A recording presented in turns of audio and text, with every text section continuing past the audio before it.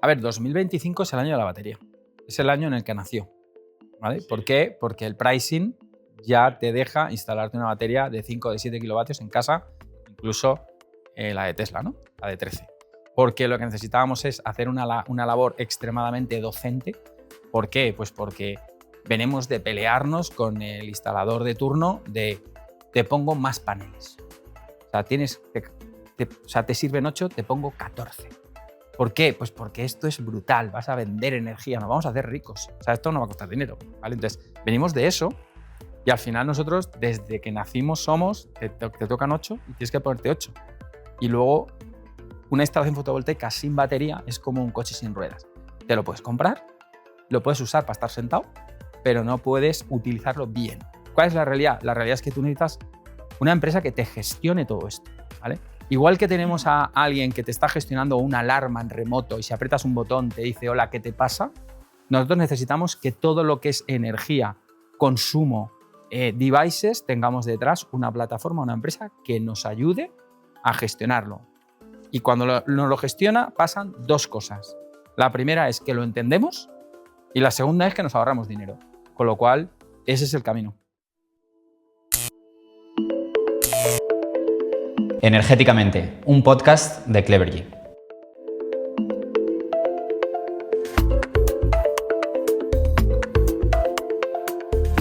Buenos días a todos, soy Álvaro Pérez, CEO de Clevergy, y está con nosotros Beltrán Aznar, CEO de Clevergy, y Roberto Giner, CEO de Octopus.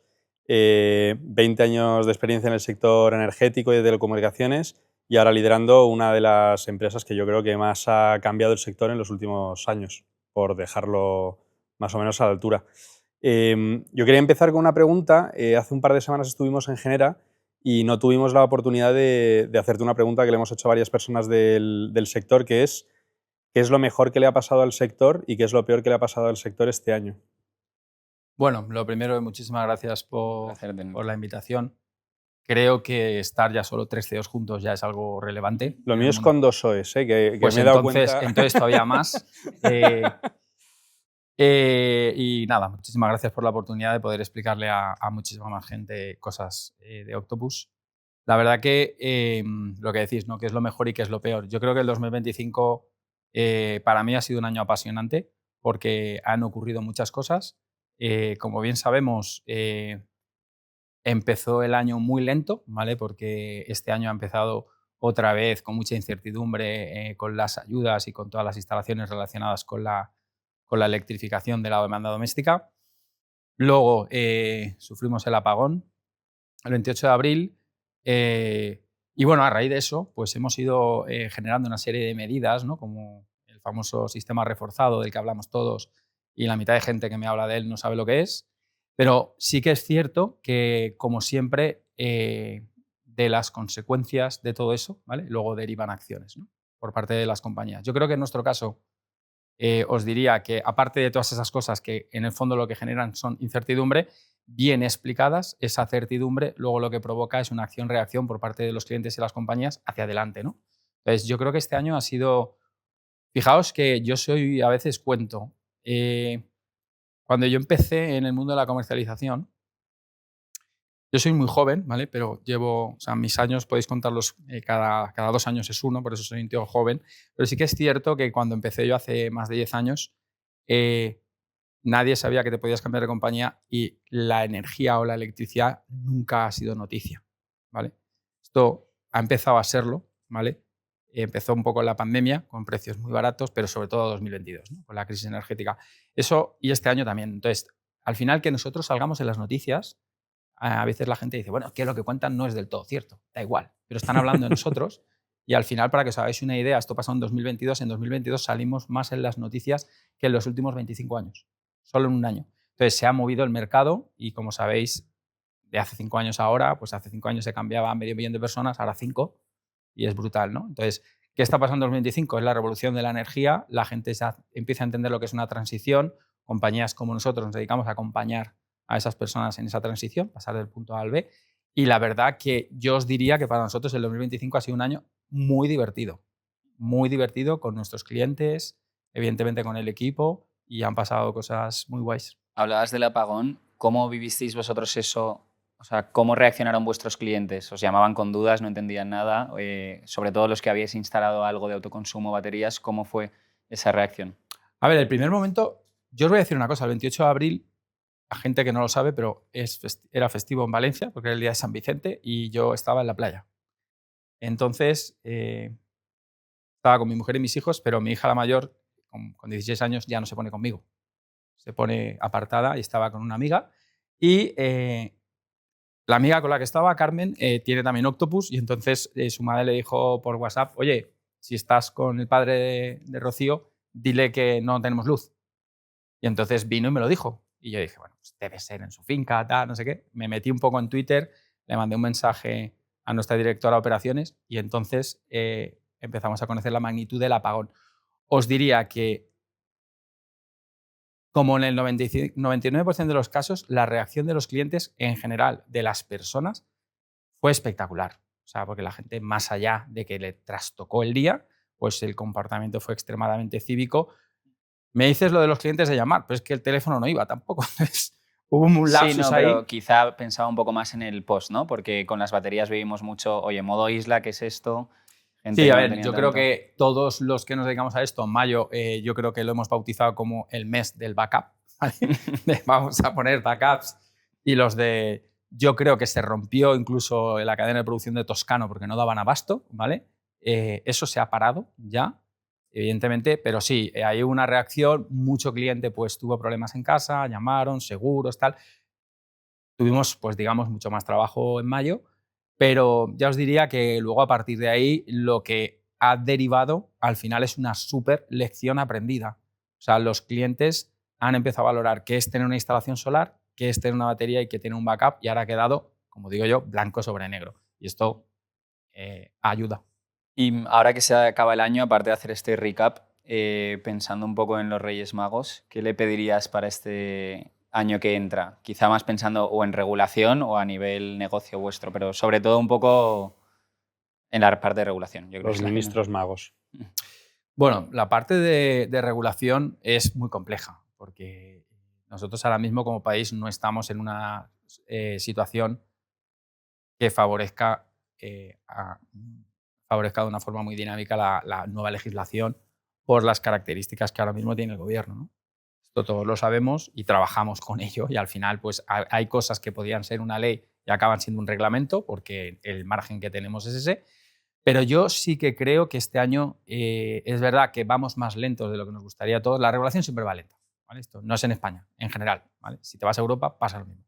La realidad, nosotros nos enfrentamos a un 2026 donde hay muchas cosas encima de la mesa que se están fraguando, relacionadas con flexibilidad, relacionadas con atender a los clientes, relacionadas con modos de contratación que van a ser mucho más dinámicos, con la velocidad de cambios de clientes de compañía, que también va a ser más rápido. O sea, que decir, vemos un horizonte muy esperanzador para las empresas como nosotros.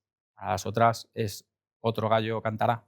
Y pensando, o sea, volviendo quizá a lo que has dicho antes, que has dicho que mayo fue el mes del backup, ¿no? En otros sitios has dicho 2025 es el año de la batería. ¿Y 2026?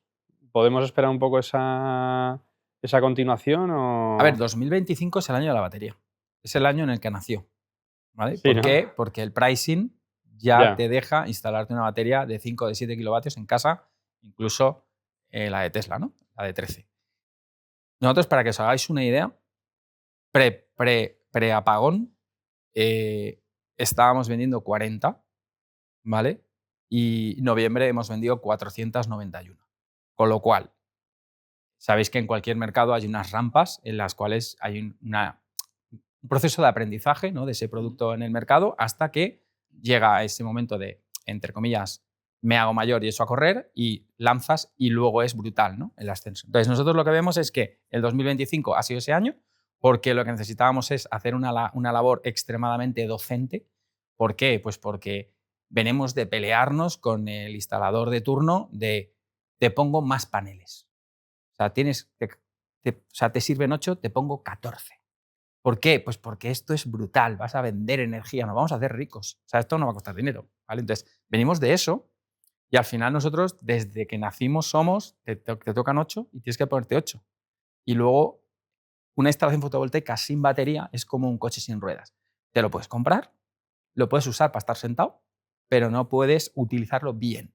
Entonces, evidentemente hemos necesitado tiempo y, por supuesto, que el precio de la batería nos acompañase para que hubiera un cierto retorno payback, ¿no? Entonces, ahora ya está y entonces ahora sí que le explicamos. De hecho, os digo una cosa, nosotros yo creo que en noviembre, creo que lo revisé un poco ayer en diagonal, pero creo que ahora el 89% de las instalaciones solares que hemos vendido eran con batería y veníamos del 11 a principios de año, con lo cual sí que vemos, ayer estaba en una reunión con el equipo de Londres y me decían, Roberto, ¿qué ves para 2026? ¿Qué vamos a instalar? ¿No? Y yo les dije 10.000. O sea, ¿por qué? Pues porque cuando veo el escalado, al final está claro que en febrero venderemos 600, pero en noviembre venderemos 2.000. Entonces es una cosa. Además, vamos a compaginar la batería con solar de la batería sin paneles, ¿vale? Que ya hemos hecho los tests. Y cuando dices que le salen los números al cliente final, ¿estás pensando solo en o optimizar autoconsumo o incluso la parte de trading? Si encima le pones por encima esa parte tanto de trading como pensar en un futuro en mercados de flexibilidad participando el usuario final, vosotros no vendéis ese número ahora, obviamente, porque no se puede, ¿no? Pero ¿lo tenéis en cuenta también? ¿Sois de los pocos que están pensando en esto 100%. por otros mercados? Nosotros en el business. Y si nos puedes explicar un poco qué quiere decir exactamente esto también. No, a ver, es que es muy sencillo. Nosotros al final, un cliente que tiene una batería en casa, es verdad que una batería no, pero miles de baterías sí, ¿vale? Entonces nosotros vamos a un modelo que nosotros en UK no es que lo vayamos a hacer, sino que ya lo tenemos en marcha, en el que tenemos gestionada una planta virtual con 65.000 devices, ¿no? Entonces vas haciendo ese trading. Es verdad que el mercado de flexibilidad ya se legisló, evidentemente tienes unos pagos, tienes una economía de escala, puedes coger energía de esos devices y tirarla a la red y tienes esa retribución. En España estamos en ello, ¿no? ¿Cuánto hace extra una batería en esta palanca de ingresos por la parte de flexibilidad en UK? UK, es que UK además es un mercado que tiene muchos picos, ¿vale? Porque es verdad que tiene diferentes precios horarios, pero en UK nosotros más o menos ahora mismo te diría que estamos en un entorno de un average de unas 390 libras al año, ¿vale? Esto realmente quiero decir, aquí hay una combinación de dos gráficas, ¿no? De cuánto me puedo sacar yo con esto, ¿vale? Y luego cuánto vale la batería. Entonces sabéis que una va para arriba y la otra va para abajo, ¿no? Además el coste de la energía, por desgracia, está subiendo, ¿vale? Estamos haciendo todos que no, pero va a subir, ¿vale? Entonces, yo lo que sí que veo es que el precio de las baterías que tenemos hoy, ya de entrada, os digo que el año que viene a estas alturas, pues le podemos sumar casi un 30 o un 40% menos. ¿Por qué? Pues porque estás viendo la evolución también en China y el precio del kilovatio, pues bueno, todos sabemos que está en un entorno de $100 y poco, ¿vale? Y lo vemos en torno a 60 el año que viene. Entonces, las baterías que hoy estamos instalando en torno a 1.500, 1.600 euros, pues yo creo que seremos capaces el año que viene de instalarlas por 1.000. Con lo cual, pues los paybacks, todo, se va acercando. Y nosotros no vemos otro escenario diferente a que en España entendemos que entre la gente que se puede poner solar más la gente que se debería poner una batería en su casa, os diría que estamos hablando de una penetración de unos 20 millones de devices. Con lo cual, que la gente dice, bueno, cuando acabemos de instalar placas... Pensando en gente solo con batería, ahí hablas gente solo con batería sin paneles, entiendo, ¿no? Por supuesto. Sí. Bueno, pero que si termina de salir el Real Decreto que están planteando en el que la batería puede ser como una instalación de autoconsumo, ¿por qué no, no? 100%.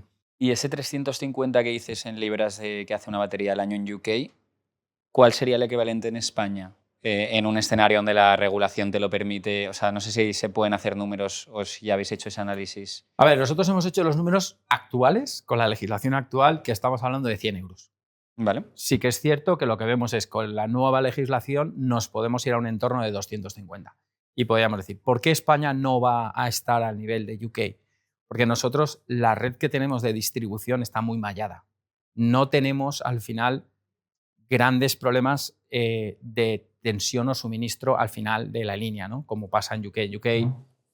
Bueno, si habéis ido alguna vez, pues cuando sales de lo que es una gran ciudad, pues todos son cottages perdidas ahí por la estepa británica y hay muchos sitios donde lo que te llega es un final de línea muy malo, ¿vale? Entonces ahí esa flexibilidad es clave y lo ha sido ya estos años pasados. Pero en España sabéis que, bueno, tenemos garantizado el suministro al 99,9, creo. Así, lo que pasa es que luego de repente pasa el apagón, ¿no? Y tenemos quizá unos problemas que son distintos a los de UK, ¿no? Saturación de renovables a ciertas horas del día. Igual no hay un problema de congestión de nodos, pero sí que parece que pueden ser parte de la solución, ¿no? Aún así crees que en A ver, yo creo absoluto que es es menos. pronto para hablar del apagón. Es pronto porque Vale. han pasado pocos meses y normalmente un informe de este carácter suele tardar un par de años, ¿vale? En que seamos capaces de... Sí que es cierto que, siendo honestos, nosotros no tenemos ningún problema en el sistema eléctrico. O sea, esa es la verdad.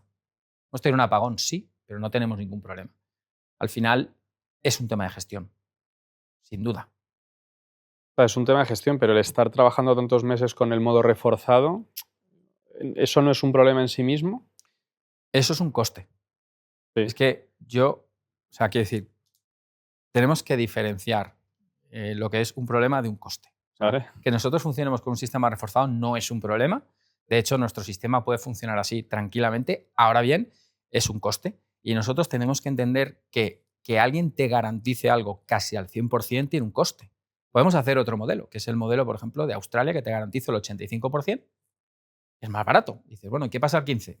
Chico, que te deje poner una batería o comprarte una linterna. Entonces, es decir, tenemos que valorar. Nosotros es que en España estamos, entre comillas, mal acostumbrados a que el suministro eléctrico siempre está disponible, pero no para nuestras casas, en nuestras industrias, en todas partes. Entonces, claro, ahora mismo con la penetración que tenemos de renovables, que yo ya os digo que no es un problema para el sistema, pero sí que es cierto que había que cambiar algunas regulaciones que, como sabéis, Red Eléctrica ya ha cambiado, ¿vale? Y de hecho ya ha sacado el paquete de 450 millones a partir de enero para reforzar toda esa parte y que, o sea, yo soy de la opinión de que nosotros no vamos a tener ya absolutamente ningún problema. Ahora, que el sistema reforzado nos cuesta dinero, obviamente, y que ese dinero de forma gradual se va a ir trasladando a la factura de los clientes. Eso también es evidente y compañías como nosotros lo que estamos es luchando permanentemente para tener una serie de acciones o de propuestas que consigan mitigar esto, porque al final no es un tema español, esto es un tema europeo, que sabéis que en Europa pues, están en pro de que no suba la factura eléctrica porque perdemos muchísima competitividad, no solo los hogares, sino también las industrias, pero la realidad es que el sistema, o sea, lo que tenemos que reforzar en redes nosotros, lo que tiene que reforzar UK, lo que tiene que reforzar Italia, es que estamos todos mismos en la misma página.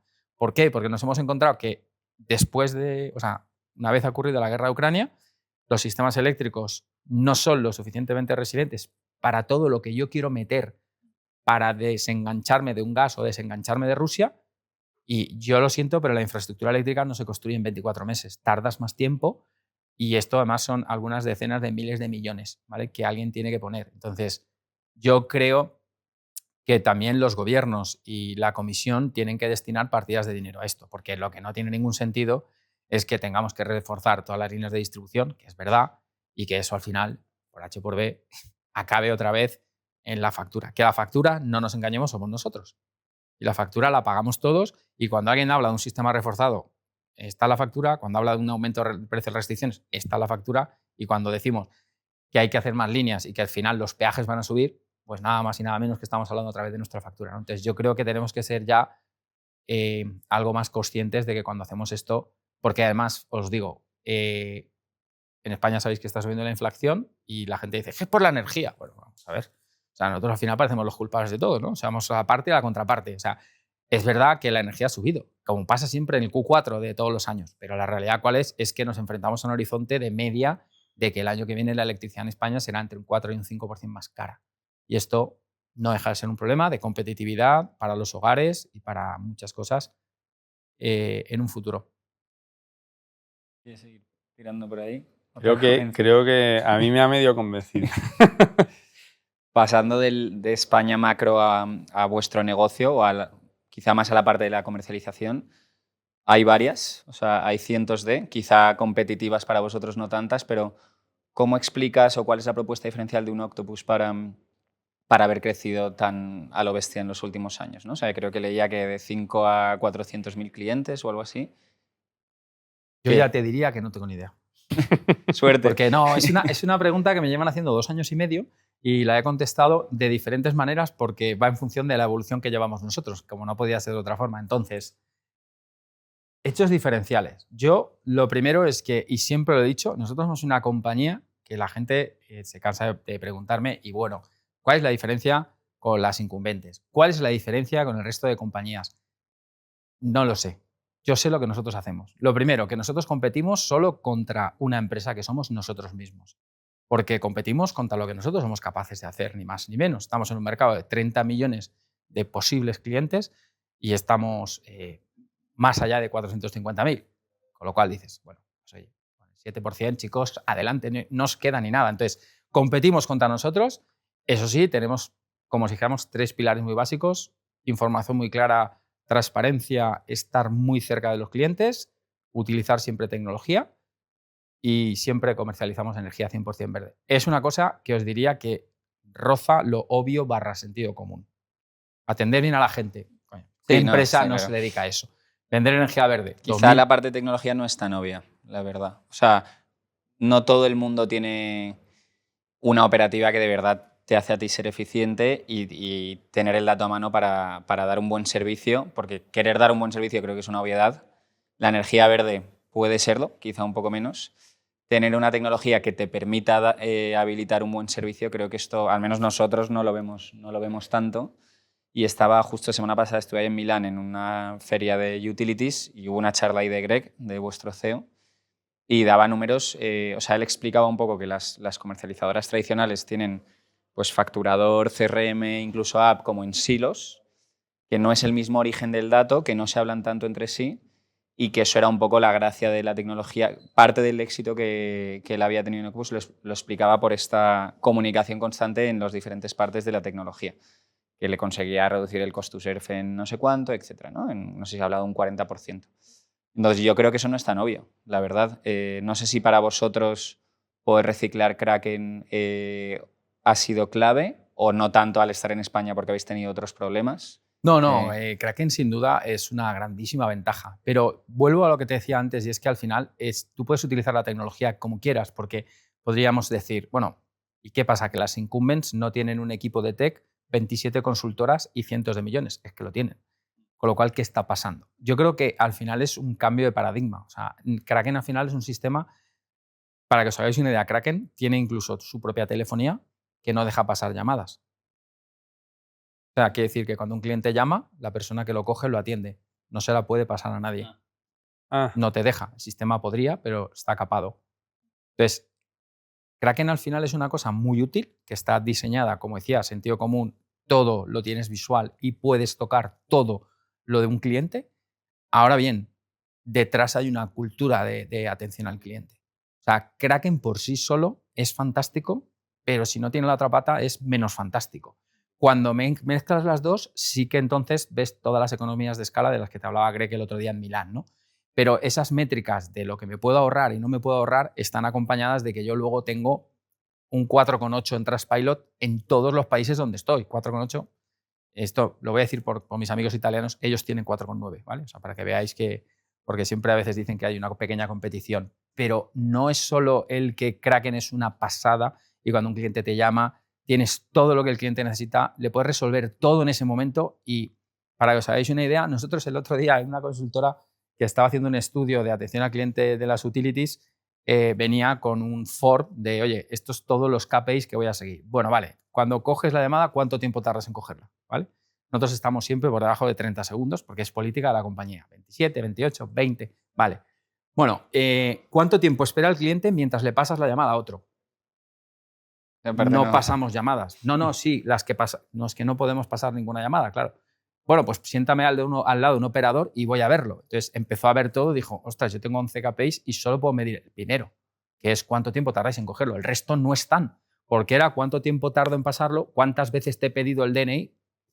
Pedí una vez. O sea, es que, ¿para qué? Claro, el otro se lo volvió a pedir. Entonces, quiero decir que es que hemos llegado a un punto en que una consultora mide eso para saber cuán bueno eres, cuando en el fondo debería decir, tío, es que este hombre ha encontrado un sistema que solo haciéndolo una vez y en la misma llamada y todo, lo hace.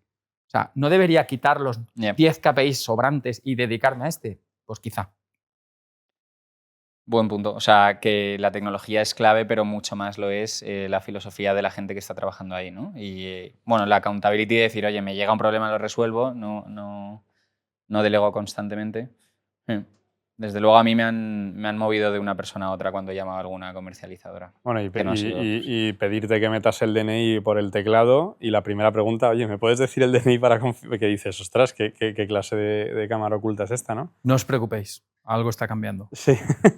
Pero, y una pregunta, porque, claro, en España hay 8,7 millones de personas que están en el PVPC, ¿no? En una tarifa regulada, intocables, ¿no? Entre comillas. ¿Cómo veis vosotros este grupo de la población? ¿Gente que hay que convertir al buen camino o otro mercado que no hay que tocar? ¿Cómo...? A ver, yo, o sea, remontándome un poquito unos años atrás a la creación del PVPC, que sabéis que venía del precio regulado, ahora es el precio voluntario del pequeño consumidor, la realidad es que habría que analizar en ese nacimiento cuál era la intención y la filosofía de ese servicio, ¿no? Entonces, porque ahora está completamente desvirtuado. O sea, realmente nosotros no tenemos una tarifa que esté protegiendo a nadie. Tenemos una tarifa que la gente entiende que es una tarifa regulada del Estado, que no deja de ser un producto indexado al 80%, con lo cual es un producto, a mi entender, para un doméstico de cierto riesgo, porque lo es. De hecho, vivimos un 2022 dramático, ¿vale? Creo que además es una forma de viciar un mercado libre, porque al final tienes, como si dijéramos, esto es como el bien y el mal, ¿no? Entonces, da la sensación de que hay una cierta corriente de los medios de comunicación y de alguna organización de consumidores para decir que el mercado libre es malo, hay que estar en el mercado regulado. Yo a la gente le recordaría que estamos en el siglo XXI, que nos hemos dedicado a globalizar y a liberalizar todo, porque en ello está al final el éxito de quién, del usuario final, no de las compañías, ¿no? Entonces, yo creo que en el fondo en España ahora mismo es un problema. Creo que en el precio voluntario del pequeño consumidor hemos hecho un estudio y debería haber alrededor de 2 millones de suministros.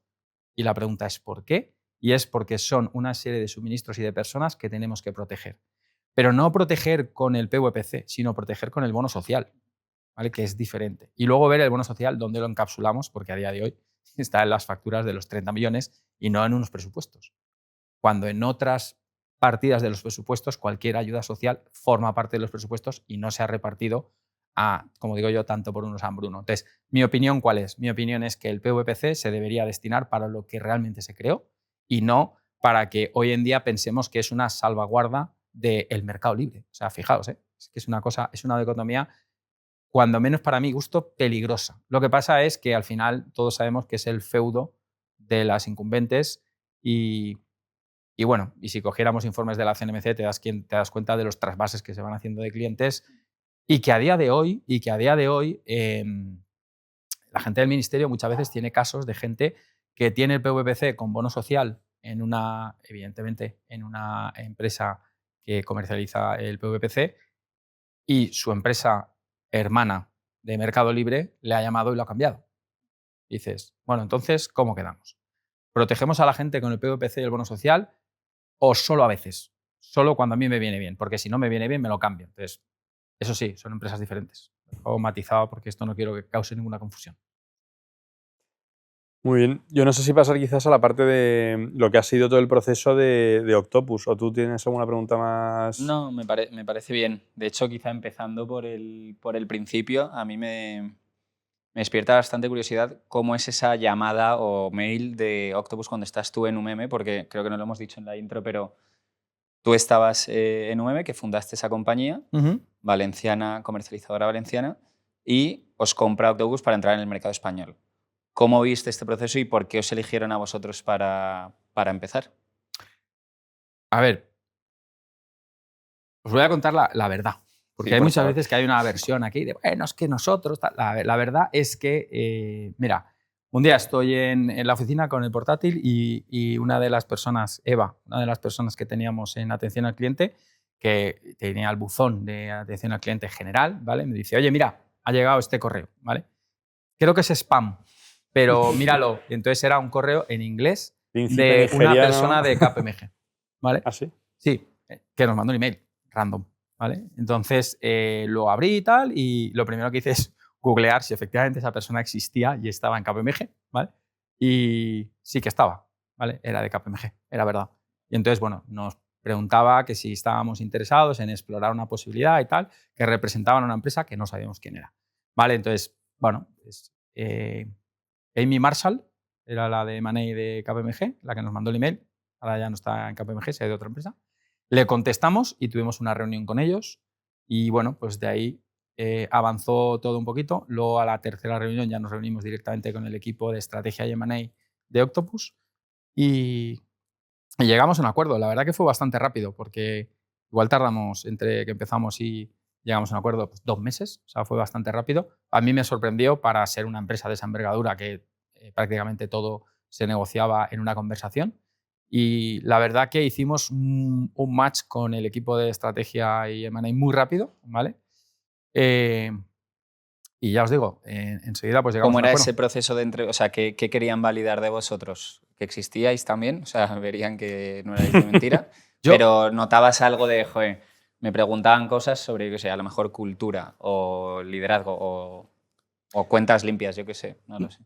No, o sea, nosotros es verdad que UMM no era una empresa muy grande, pero sí que estábamos auditados, ¿vale? Y esto ayudó, ¿vale? Porque estábamos auditados por Price y pues ya pues, la documentación auditada pues ya es verídica, ¿no? Por un tercero.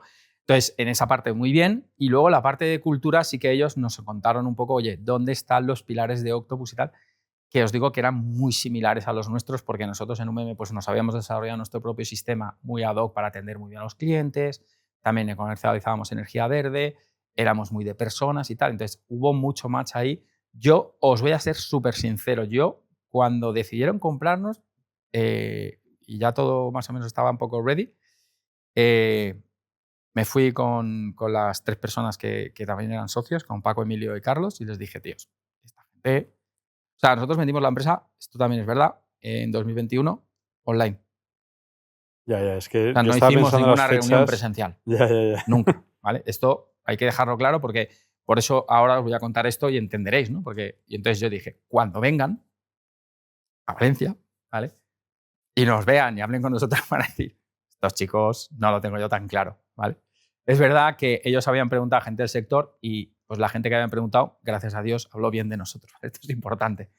Entonces, bueno, pues nada, vinieron y tal. Fijaos que esto era a finales de agosto, con lo cual vinieron 6 personas de UK con pantalones cortos y camiseta corta porque para ellos Valencia es aplastantemente caluroso, ¿vale? Yo creo que la gente británica tiene la piel más gorda, ¿vale? Y nada, súper bien con ellos desde el principio y ya yo hablando con Tim Hill, que es el director de estrategia, me dijo, bueno, pues nada, vamos a empezar, no sé cuántos, vamos a empezar a hacer cosas, hay que mover rápido Kraken, hay que coger Kraken y adaptarlo mejor al mercado español, tenemos que empezar, tal.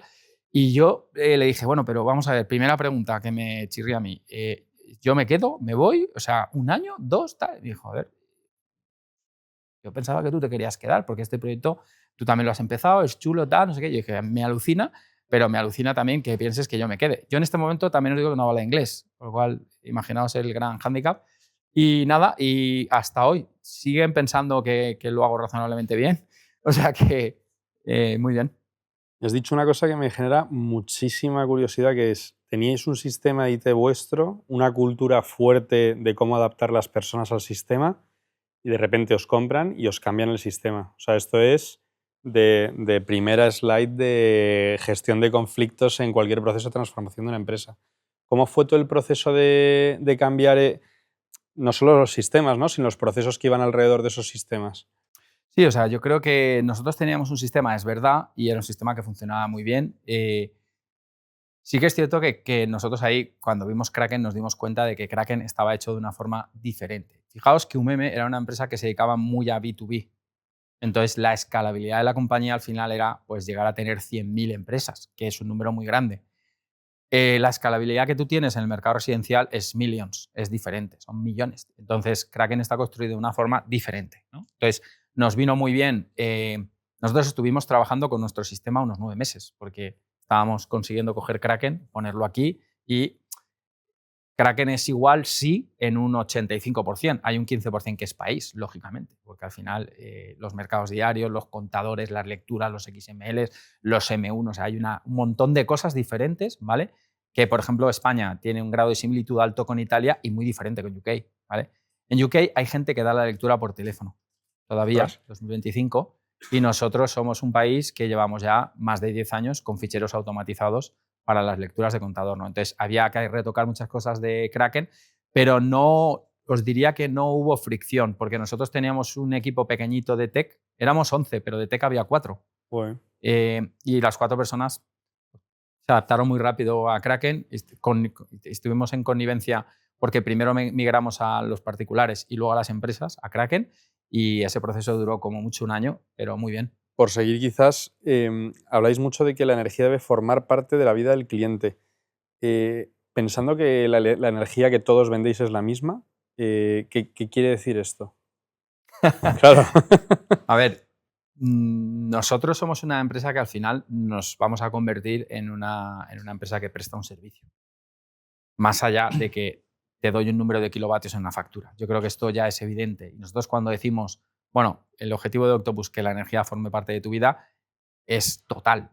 ¿Por qué? Porque esa es la razón de la transición realmente. O sea, yo estoy migrando o pasando a un cliente de no entiendo una factura y tengo un suministro que no me puedo dar de baja nunca y que asumo que vale entre 50 y 60 porque es lo que es mi average, mi media, y si es 100 me enfado. Y hay veces que dices, bueno, es 100 porque ha llegado noviembre y hace mucho frío en Madrid y los radiadores son eléctricos. Y luego en julio ha bajado porque te has ido de vacaciones. Entonces, estas cosas son así, ¿no? Entonces, teníamos a las personas ahí y las tenemos que mover al otro lado. Entonces, ese camino es que la energía forme parte de tu vida. ¿Cómo? Bueno, pues porque hay ahora mismo una electrificación de la demanda doméstica y tú al final, pues ya las calderas de gasoil me las salto, ¿no? Porque me parece algo ancestral y todavía quedan. Pero las calderas de gas pues están cambiándose a aerotermia. La gente que tiene un vehículo, pues el que no es early adopter se coge el híbrido enchufable para hacer el test. El que lo ve claro se coge el eléctrico y se pone un cargador en casa. Con lo cual hace lo que me pasa a mí, ¿no? Que a veces me dice uno, oye, el otro día fui y en la gasolinera había una oferta. Y le dije, hace 2 años y medio que no voy. No voy a la gasolinera. Me dice, coño, ¿no vas ni a hinchar las ruedas, Roberto? Digo, tío, es que el coche cuando me lo vendieron llevaba hinchador. O sea, estos de Tesla te dan hasta el hinchador. ¿Yo qué quieres que te diga? Y yo cuando se me bajan las ruedas me lo hincho, ¿no? Entonces, es decir, y luego está el tema solar, ¿no? Entonces, cuando tú compaginas una instalación que genera con otras instalaciones que consumen, pero de una forma muchísimo más eficiente, realmente hemos construido ese universo de que ahora la energía forma parte de tu vida y necesitamos que la hagas tuya a través de la tecnología. Yo creo que esto es clave, porque la gente no está súper interesada en decir, bueno, me tengo que apuntar en la agenda, mañana voy a poner la lavadora a las 5 de la tarde. Esto hay veces que cuando lo oyes en la televisión, es una falacia, o sea, no lo hacemos. Porque al día siguiente a las 5 o estás trabajando, te has ido a merendar, los niños salen del colegio o lo que sea. ¿Vale? ¿Cuál es la realidad? La realidad es que tú necesitas una empresa que te gestione todo esto. ¿Vale? Igual que tenemos a alguien que te está gestionando una alarma en remoto y si aprietas un botón te dice, hola, ¿qué te pasa? Nosotros necesitamos que todo lo que es energía, consumo, devices, tengamos detrás una plataforma, una empresa que nos ayude a gestionarlo. Y cuando nos lo gestiona, pasan 2 cosas. La primera es que lo entendemos y la segunda es que nos ahorramos dinero. Con lo cual, ese es el camino. ¿Y de los cuántos has dicho que tenéis? ¿450.000 ahora? Hmm. ¿Cuál es el split entre con autoconsumo y normal? Si se puede decir. Bueno, Sí, nosotros con instalación solar tendremos unos 57.000 vale. en la carta. No los hemos instalado todos nosotros. Nosotros hemos instalado 5.000. Vale, o sea, te han venido por buena oferta de excedentes o lo que sea, entiendo, ¿no? Sí, bueno, también cross-selling, les hemos ofrecido baterías, les Vale. hemos ofrecido cargador, o sea, ahí hay un mix brutal. Vale, si puedes aterrizar en qué servicio específico le das al 85% ese que no tiene autoconsumo y al 15%, o sea, a nivel monitorización de consumo o quien tenga solar, ¿le controlas algo en su...? O sea, ¿qué es exactamente lo que puede tener un usuario de Octopus? A ver, yo es que, o sea, mi opinión es que en el mundo en el que vivimos estamos ya muy inmersos en la tecnología. Y una cosa es lo que ves desde dentro y otra cosa es cuando sales y es la realidad, ¿vale? Entonces, ¿cuál es la realidad? La realidad es que nosotros ahora mismo estamos en un mercado, el mercado eléctrico, que tenemos un trabajazo para explicarle a toda la gente una factura, una tarifa, cuánto te estás gastando y cómo te puedes ahorrar dinero. Diréis, hombre, Roberto, te has pasado. O sea, aquí estamos conectando baterías y haciendo... Sí, lo tengo claro. Pero la realidad es que, para que os hagáis una idea, hay 10 millones de personas que no han cambiado su suministro eléctrico en los últimos 10 años. Esto solo pasa en el mercado eléctrico, porque no pasa en la telefonía, no pasa en los bancos, no pasa en los seguros. Solo pasa en la electricidad. Con lo cual, lo primero que deriva de esto es, primera pregunta, ¿el mercado está liberalizado? Y se oye un silencio. ¿Vale? Segunda pregunta, ¿qué podemos hacer? Pues hay una labor docente. Mi mujer es profesora y siempre digo que yo no podría dar clase a 30 alumnos de la ESO, pero la realidad es que luego, por otro lado, mi actividad de mediodía todos los días, de 4 o 5 horas, es docente, ¿vale? Porque estoy todo el día explicando lo mismo, ¿vale? No hago exámenes, pero siempre estoy explicando lo mismo. Entonces, yo creo que hay un grandísimo trabajo ahí y que es verdad que la tecnología nos va a ayudar a que seamos más rápidos con una implantación de vehículos eléctricos o de solar y batería, completamente de acuerdo. Pero nosotros también os digo que una cosa muy importante en Octopus es que nosotros no vamos a dejar a nadie atrás. O sea, que hay una transición y para nosotros es muy importante que esa transición sea para todos. Que yo no puedo tener solar, no te preocupes porque te voy a poner una tarifa, luego veré si puedes entrar conmigo a una saving session porque te lo voy a explicar y si no acabaré poniéndote una batería. Pero tú también estás en esto, ¿vale? Entonces yo creo que es muy importante que tengamos en cuenta que os diría que el 60 o 70% del mercado todavía no ha entendido la generación con paneles, baterías y tal. Es verdad que mucha gente sí, y cada vez más, pero todavía estamos a mitad partido, ¿eh? Has dicho Saving Sessions, ¿qué es eso para quien no lo sepa? Bueno, Saving Sessions al final es una parte más de lo que nosotros hacemos para ayudar a la gente a entender cuál es el consumo, cómo puedo ahorrar y cómo puedo utilizar energía en momentos de que hay abundancia de energía renovable, ¿no? Entonces, nosotros hacemos Saving Sessions, que es muy raro, porque a veces dices, tío, haces una Saving Session y le dices a la gente que se gaste más. Sí, le estoy diciendo que traslade su consumo a estas horas solares porque son más baratas. Y yo te lo voy a gratificar si lo haces. Y al revés también. O sea, nosotros, por ejemplo, el otro día, el viernes, en el Black Friday, hicimos una saving session para decirle a la gente, hoy, viernes del Black Friday, consumo espectacular. O sea, todo el mundo se pone a comprar de todo, te haga falta o no.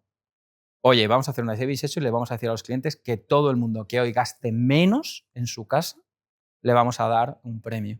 Y al final es esa mentalidad de decir, porque la energía está disponible, pero hay que usarla de una forma racional y hay que generar hábitos de consumo razonables. No me sirve el cliente que le cabían 10 paneles y se ha puesto 24, porque entonces tengo, yo qué sé, el aire acondicionado encendido todo el día. Pero bueno, vamos a ver, ¿estamos tontos o qué?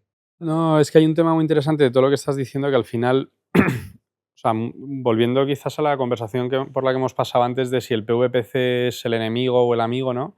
Al final el PVPC es el producto más arisco de cómo funciona el mercado eléctrico, ¿no? Que es, oye, el spot, ahora hay un tema ahí de futuros para quitar riesgo o lo que sea, a mí no me encanta, pero bueno. Claro, vosotros un poco lo que hacéis es, como representante de compra-venta de energía de un portfolio, darle la posibilidad al consumidor pequeño que no tiene capacidad de estar presente en esos mercados, ¿no? Poderse beneficiar de lo que a lo mejor los grandes consumidores sí que están acostumbrados, ¿no? A aprovisionarse de energía, a días que la energía está muy cara, a lo mejor reducir ese consumo para que tenga un impacto en la factura, ¿no? Y desde ese punto de vista, creo que esos servicios cobran mucho valor, ¿no? Sobre todo como propuesta diferencial a todos los que están vendiendo energía, ¿no? Yo coincido contigo, Álvaro. O sea, la realidad es que, bueno, hay veces que hablamos de flexibilidad de la demanda, ¿no? Es una palabra o un término bastante curioso. Mola, ¿no? Sí, está guay. Pasa es que nadie entiende nada, pero está guay. La realidad es que hay dos formas de hacerlo. O sea, si tú tienes unas horas muy caras por la noche y quisieses que todo el mundo consuma por la mañana, ¿qué hacemos? Yo no lo voy a conseguir porque es que no estoy en casa. Entonces, hay dos formas de hacerlo. O con dispositivos, tipo, pues, por ejemplo, una batería, o agrupando a decenas de miles de personas. ¿Por qué? Porque yo no puedo, pero igual hay 10.000 en el universo español de 30 millones que sí que pueden. Entonces, nosotros, por ejemplo, para que os hagáis una idea, en UK, cuando hacemos una saving session, la última se apuntaron 380.000 hogares. Claro, cuando haces eso, realmente tú sí que consigues que si esa gente, por ejemplo, mueve la carga de su coche a las 4 de la tarde y no a las 9 de la noche, el precio mayorista de las 9 de la noche en el intradiario baja, porque ha desaparecido un consumo. Claro, son 300, me diréis, 380.000 personas es mucha gente, lo sé. Pero nosotros al final hemos hecho Saving Session. La primera que hicimos en España se apuntaron 2.400, la hicimos hace 2 años y medio, pero ahora ya tenemos Saving Session que se apunta más de 10.000. ¿Vale? Entonces, al final tú vas creando ese, como si dijéramos ese hábito, ¿no? Al final llegará un momento en que la gente también tendrá la batería y podremos hacerlo también con apoyo de un device, ¿no? Pero yo creo que hacer Saving Sessions conciencia mucho a la gente de que yo también puedo contribuir y yo puedo hacerlo bien. Yo creo que esto es una cosa muy importante. Y aparte del beneficio que le das al consumidor en forma de incentivo, ¿no? Le pagas, le pagas o le cobras menos, lo que sea. Tú como comercializadora, ¿qué palancas tienes ahí para ganar? O sea, tú luego gracias a eso pues, eres capaz de optimizar compra-venta de energía. ¿Te viene bien en ese sentido? ¿Es parte del motivo? ¿Vale? Sí, o sea, nosotros ahí tenemos una cierta pequeña todavía economía de escala moviendo consumos de unas horas a otras, obviamente, que ahora mismo lo que tenemos lo repercutimos al cliente. Vale. 100%, porque al final nosotros, esto es un win-win. O sea, nosotros ¿qué estamos haciendo? Lo que estamos haciendo al final es que el mercado mayorista se estabilice un poco, ¿vale? Y eso también favorece luego a una empresa que tiene que consumir a las 9 de la mañana porque tiene cámaras frigoríficas, ¿no? Entonces, al final es una economía para todos, ¿no? Pero yo creo que es muy interesante y la gente, la verdad, que cuando se lo explicas, le sorprende. Y hay gente que le gusta contribuir. O sea, muestra interés y dice, oye, mira, pues yo me sumo a esto. Y igual que, pues bueno, luego, por ejemplo, las navidades pasadas llega el día de Nochebuena de Navidad y a los clientes, pues les dejamos la energía sin precio, ¿no? La pagamos nosotros como detalle, ¿sabes? O sea, que decir, que la gente que también te ayuda, pues luego le ayudas. Yo tengo ahí aquí una que no estoy siendo capaz de no preguntarte, la que es, desde que te compraron un meme, 5.000 clientes, ¿no? Más o menos, hasta 450.000 casi. Ostras, ha tenido que haber por lo menos un par de momentos que digas, vaya acelerón llevamos, ¿no? O sea, quiero decir, no tengo el número, que es por 90 en 3 años casi. A ver, es bastante. Es una barbaridad. Bastante. Ah, vale. Yo siempre digo y le digo a mi equipo que somos la primera compañía que lo ha hecho de forma orgánica en España. Esto es verdad. ¿Qué quiere decir de forma orgánica? Sin comprar ninguna otra. No hemos comprado. Ah, vale. Otra, pero bueno. Sí, comprar. Y nosotros hablamos de clientes, ¿vale? Porque hay muchas veces que andas con alguien, te dice no sé qué y son Puntos contratos. de suministro. Pero bueno, son clientes. Yo sí que os diría una cosa. Yo creo que, y os lo decía un poco antes, el gran reto para nosotros es creérnoslo y pelear contra nosotros mismos y contra los objetivos que nos marcamos. Yo siempre te cuento la misma anécdota. Las primeras reuniones, os diría, no sé, mediados de 2022, con el equipo de marketing, que hay una parte ahí de acquisition y tal, decíamos, oye, tenemos que conseguir hacer 6 clientes al día. ¿Vale? Ese era el reto y ya en la reunión la gente decía, haciendo 3, Roberto, 6, tío, la web, no sé qué. Nosotros, por ejemplo, en noviembre hemos hecho 2,7 clientes por minuto. Qué barbaridad. Este dato lo utiliza mucho Repsol, ¿no? Que hace 2 meses dijo, hacemos un cliente por minuto. Fenomenal. Nosotros este mes hemos hecho casi 2,9 por minuto, pero os diría más. Ayer lo sacaba con el director de Growth Global. En Octopus hacemos un cliente cada 5 segundos. Entonces, yo hay veces que esta mañana llegábamos en el AVE y el director financiero, que también venía, me estaba contando una cosa y le digo, tío, llevas 1 minuto. Me dice, ¿por qué lo dices? Digo, hemos hecho 12 clientes en el mundo. O sea, en 1 minuto. No te agobies tanto. No, le digo, tío, tranquilo, o sea, esto sigue creciendo. Y además yo me remito a una frase que yo cuando conocí a Greg, a nuestro CEO global, le dije, resúmeme Octopus en nada, una frase. Porque además sabéis que los ingleses escriben todo 5 palabras y nosotros son 3 líneas. Es una cosa... Y me dijo, Octopus era un negocio en crecimiento, es un negocio en crecimiento y siempre será un negocio en crecimiento. Con lo cual, lo que tenemos que hacer es que millones de personas vengan con nosotros y que les ayudemos en la transición. Y yo dije, joder, o sea, me dejó así un poco loco y bueno, la verdad que nosotros estamos en ello. ¿Y cuál es el techo? No lo sé. Os diría que seguramente si dentro de un año hacemos un podcast, os diga que cada minuto hacemos 5. Pero sí, no vamos a parar. Qué bueno. Has hablado un par de veces de Kraken. Se ha anunciado que va a salir a bolsa, ¿no? Valoración de 15 billion, ¿no? Bueno, 15.000 millones, depende de 1.000 millones aquí mejor, ¿no? ¿Os afecta algo o va a ser una decisión relativamente limpia? No, a ver, nosotros, fijaos que al final la gente, bueno, la palabra escisión es un poco, viene del latín, es un poco romana, pero más allá de eso, al final es, en un grupo como el nuestro, 3 fundadores montan una empresa en la que se dan cuenta de que el mercado eléctrico, que es ancestral, ¿vale? Compañías dinosaurio, no tratan bien a los clientes, de hecho no les llaman clientes, yo no sé si lo habréis oído, les llaman abonados, no sabemos también a qué. No se utilizaba para nada la tecnología y todo era complicado.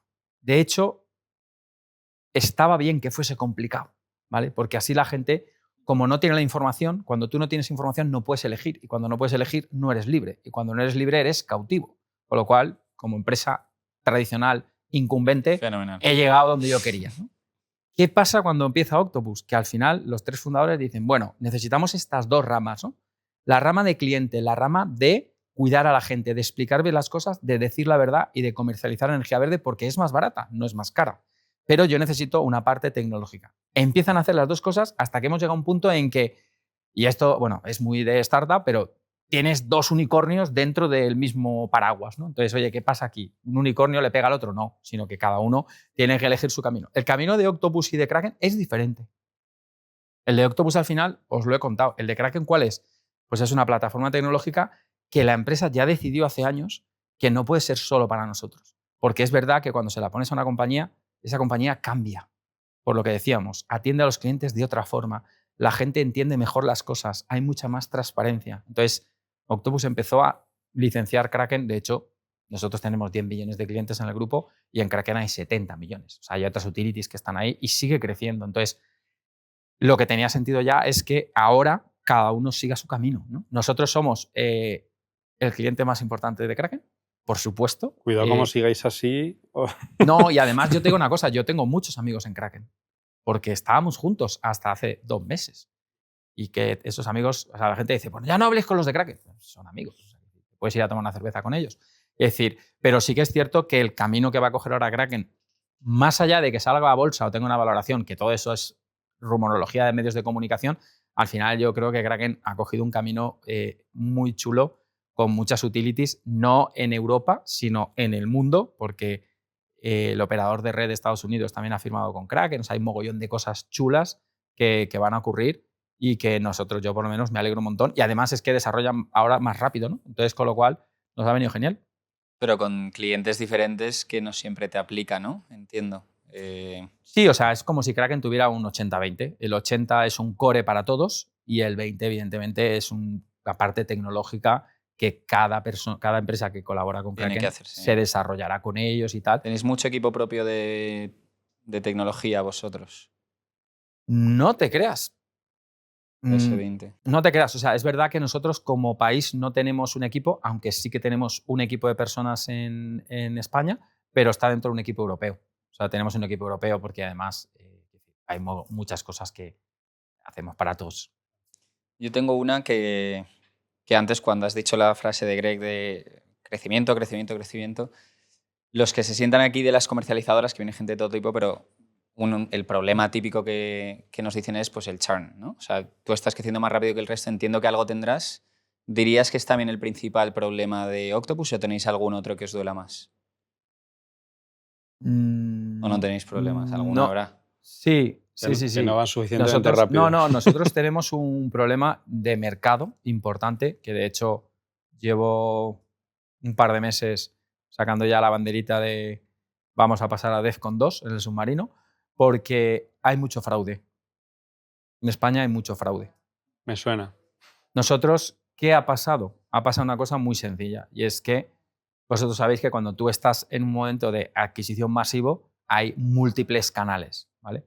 Nosotros nunca hemos utilizado un canal nativo de telesales de, chicos, vamos a llamar random a quien queramos, ¿vale? Porque no confiamos en ese canal ni vamos a hacerle eso a los clientes porque nosotros no llamamos.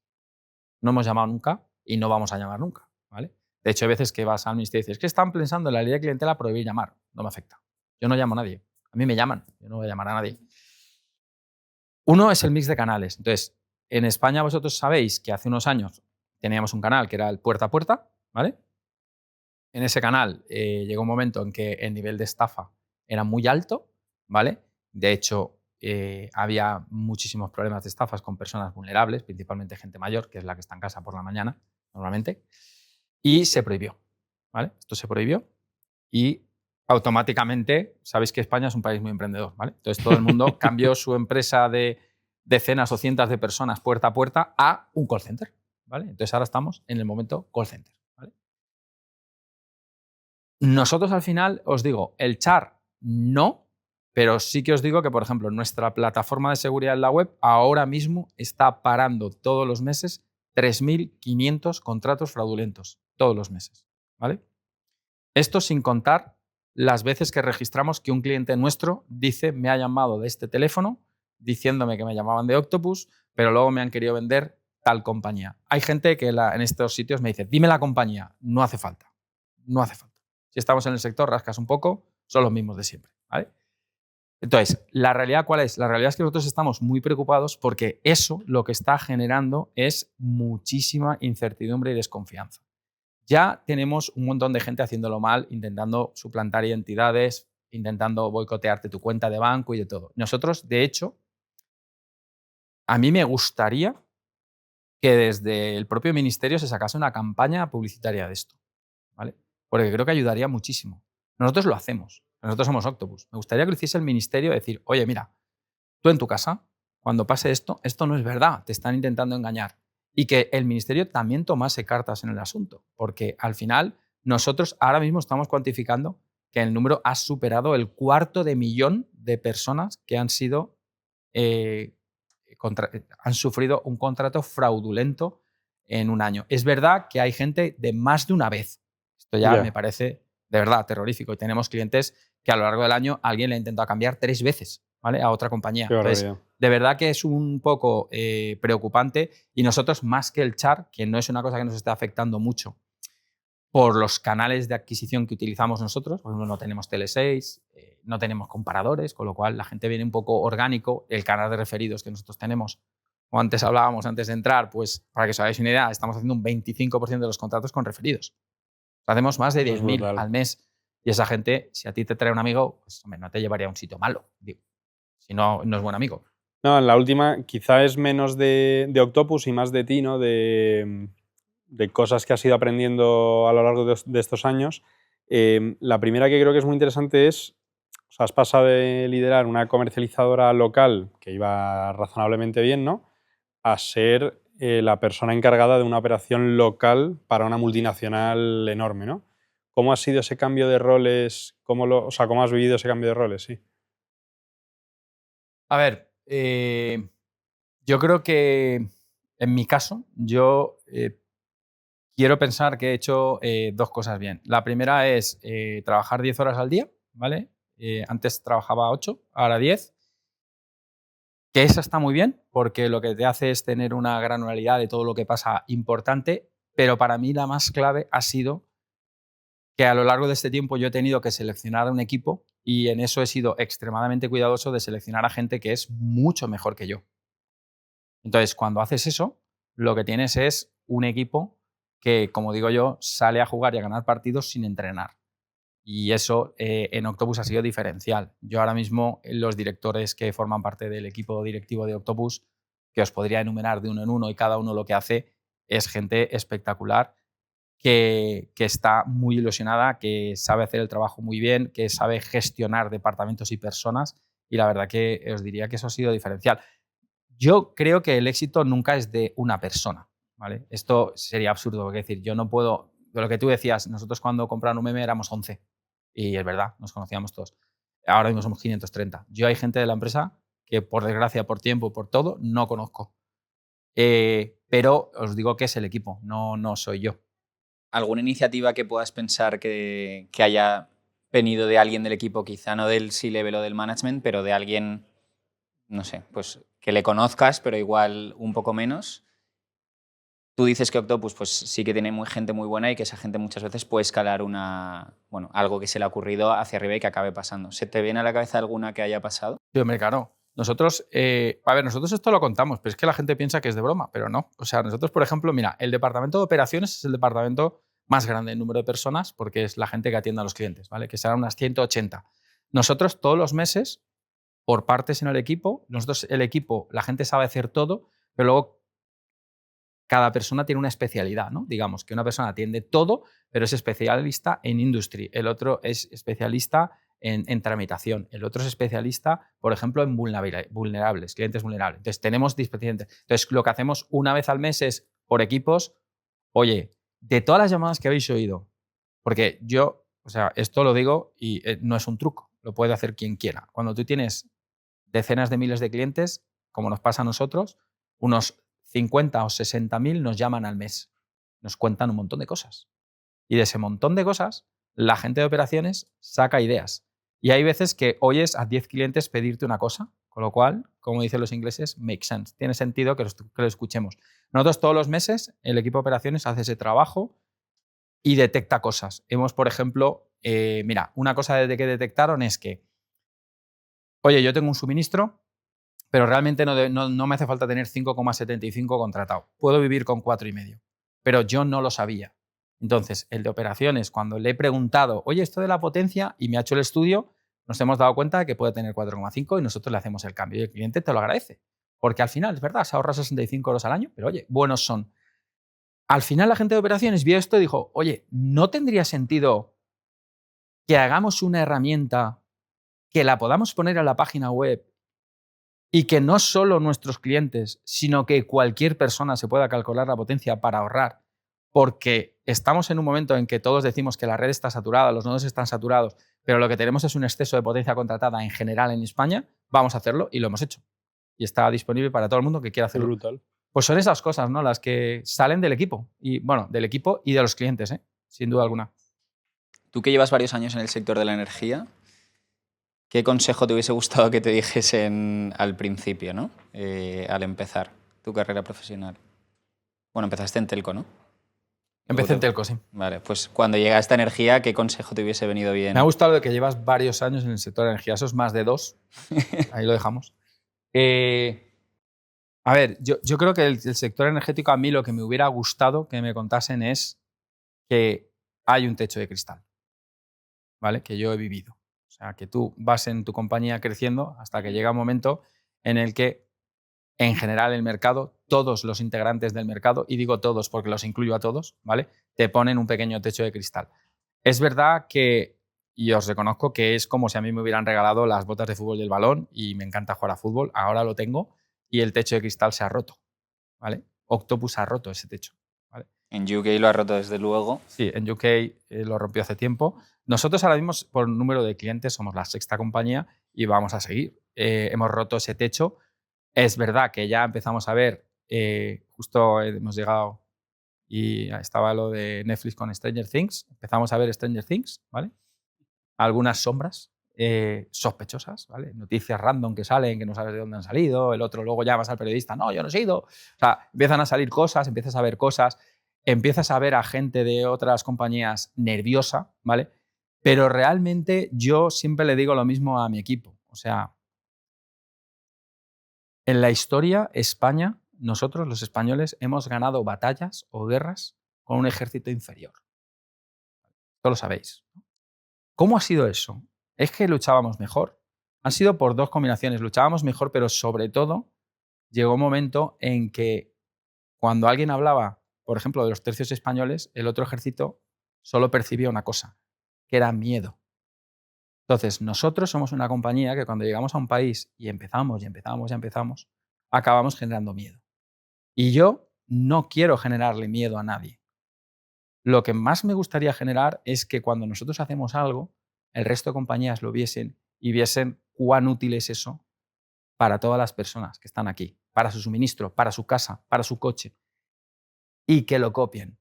Esto los de marketing me van a matar. Que lo copien. Igual que hay compañías que han copiado nuestra página web, hay compañías que copian nuestras campañas y tenemos a mucha gente copiándonos. es una grandísima noticia, porque nosotros somos un acelerador de transición energética. Lo que iba a pasar en España en 2035 va a acabar pasando en 2029, porque vamos a empujar y vamos a estar todo el día empujando.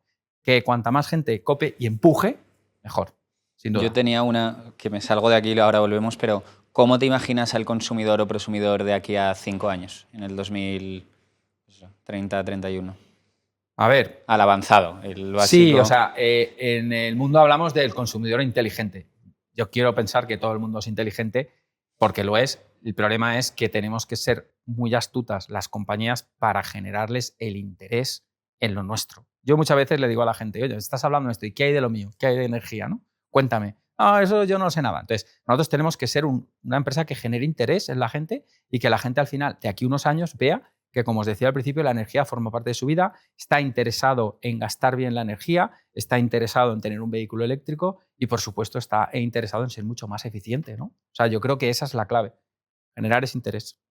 O sea, a mí es que me toca trasladarle esto a gente en la universidad que doy clases ahí y o sea, la mitad se van a consultoría estratégica, la otra mitad a tecnología, ¿no? Y en energía nadie, ¿no? Entonces, ¿qué le dirías a toda esta gente que está terminando la carrera?